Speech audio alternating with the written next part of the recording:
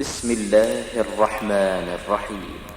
يا أيها المزمل قم الليل إلا قليلا نصفه أو انقص منه قليلا أو زد عليه ورتل القرآن ترتيلا إنا سنلقي عليك قولا ثقيلا إن ناشئة الليل هي أشد وطئا وأقوم قيلا إن لك في النهار سبحا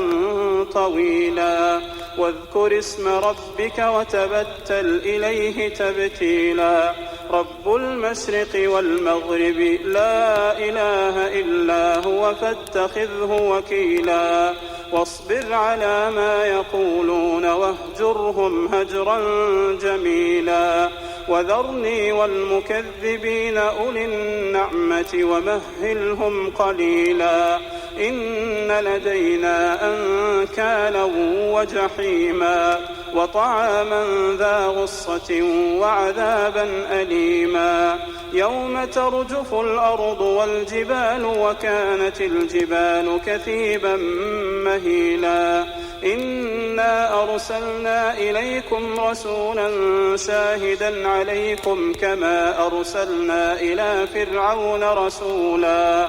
فعصى فرعون الرسول فأخذناه أخذا وبيلا فكيف تتقون إن كفرتم يوما يجعل الولدان شيبا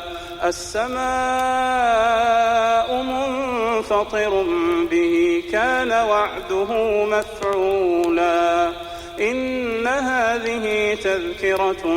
فمن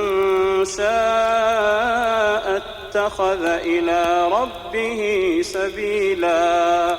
إن ربك يعلم أنك تقوم أدنى من ثلثي الليل ونصفه وثلثه وطائفة من الذين معك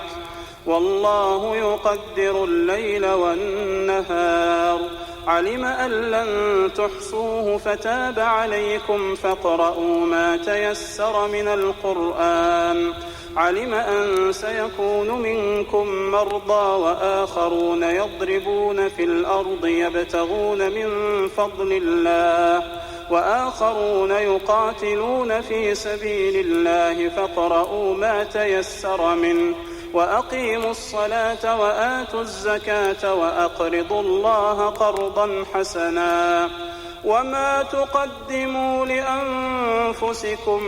من خير تجدوه عند الله هو خيرا وأعظم أجرا واستغفروا